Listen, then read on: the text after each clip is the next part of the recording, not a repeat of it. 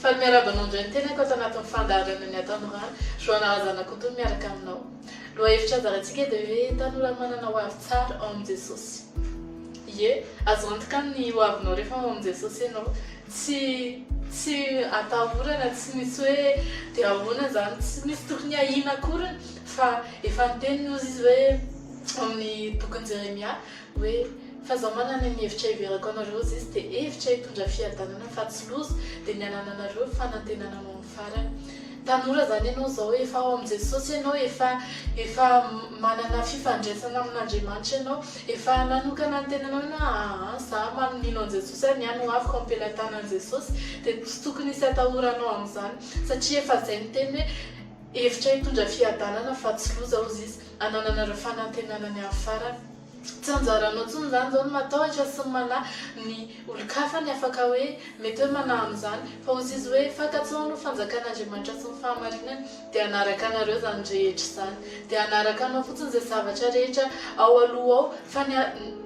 fa ny afaka ataonao dia mifikitra amin'Andriamanitra ianao dia manohy any lalanao miaraka amin'Andriamanitra ianao dia nandraindray aza mety tsy mahita hoe ahoana ny mety ho toy any fa ianao mahafantatra hoe le atokisako efa mahita ny toy any ka tsy maninona na tsy mahita ary tsy maninona na tsy mahafantatra ary tsy maninona na tsy fantatro azy tsy maninona na tsy haiko azy tsy maninona na tsy vitako ary fa vitan'Andriamanitra le itokiko vitan'Andriamanitra le efa nametrahako hatramin'ny voalohany vitan'Andriamanitra le nakana avy tany alavitra loatra le za le tsy nety le za le farak'izay ratsy fa aveona lainy dia aveona ataony tonga olom-baovao izy raha na vitana izy dia mahavita no avy koa izy zany dia izay atao anao hoe nahavitanao zao izy efa hitanao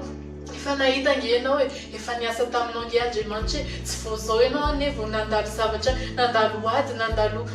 mety hoe misy brouillard kely eo amin'ny fiainanao fa zao ianao dia mbola manana fatoky iny hoe manana ho avy tsara ao amin'ny Jesosy efa azo antoka no avy ao amin'ny Jesosy tsara lavitra amin'ny fiafarany raharaha ny fiandohany ozy izy ny tenin'Andriamanitra dia assureo ary assureo amin'izay le tenanao rassureo amin'izay le tenanao fa Andriamanitra efa rassuré anao hoe hevitra hitondra fiadanana fa tsy loza no anjaranao dia izay le anjaranao amin'ny Jesosy azadino dia iaino dia zarao amin'ireo manodidina anao ihany koa fa manana ho avy tsara ny tanora ao amin'ny Jesosy mankasitraka anao nanaraka amin'ny fandaharana hatramin'ny farany